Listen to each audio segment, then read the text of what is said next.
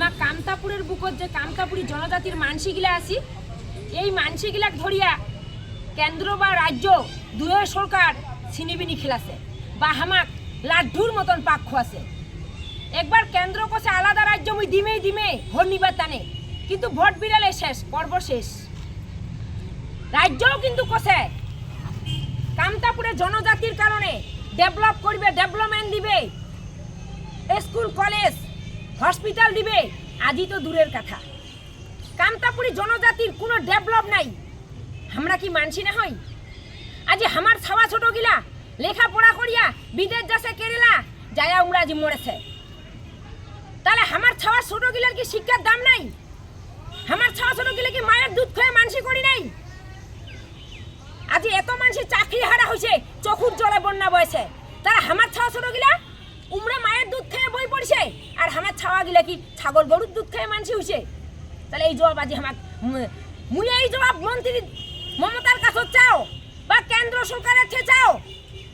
আর যদি এই জবাব বা উত্তর না দেয় তাহলে আমরা দ্বিতীয় দিন বামফ্রন্টের মতো আন্দোলন করব। প্রয়োজন হলে সেদিন মুই আর কিছু কছো না, কিন্তু দীর্ঘদিন এই যে যুব সমাজটা আমার আছে ইমরা মানি নিবে না। ইমরা সিপিএম এর মানে বামফ্রন্টের মতন আন্দোলন হবেই। তোমরা দেখি থাকো 3 মাসের মধ্যে যদি কামতাপুরের সমস্যার সমাধান না হয় তাহলে আমরা আর চুপ করে থাকিব না।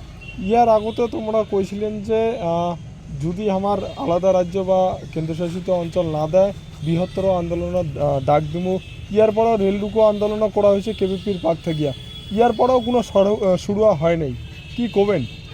তার জন্য তো আজ আমরা রাস্তা নামিছি, আরো আমার রাস্তা নামিব। এলা মিটিং মিছিল থেকে ধর্না থেকে অবরোধ থেকে একটাও আমরা আর থামি থাকিব না।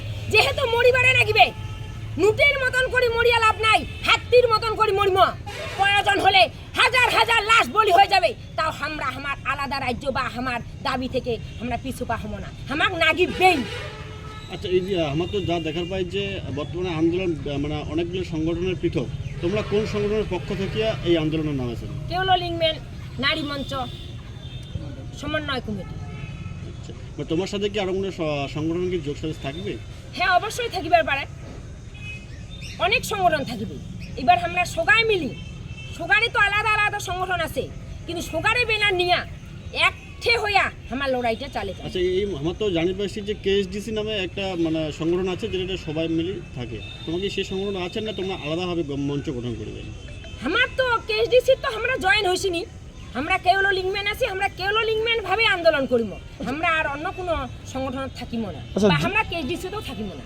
আচ্ছা, জীবন সিং যে আছে তোমার কেন্দ্র সরকারের হাতত, তোমার কি জীবন সিংয়ের সাথে কি এই আন্দোলন করিতেছেন নাকি জীবন সিংয়ের বিপক্ষে হয়ে আন্দোলন করেছেন? না, কেন আমরা জীবন সিংহক বিপক্ষ করিব? কারণ ও তো এতদিন আলাদা রাজ্যের কথা কয়ে আজি বেচারি নিজের জীবনটাকে বলিদান দিছে।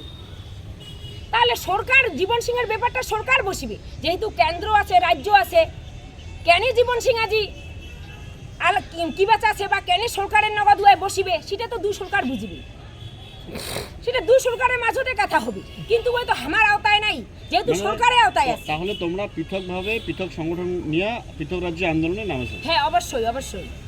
তোমার নাম? জ্যোৎস্না রায়। তোমরা সংগঠনের কোন দায়িত্বে আছো? সভাপতি।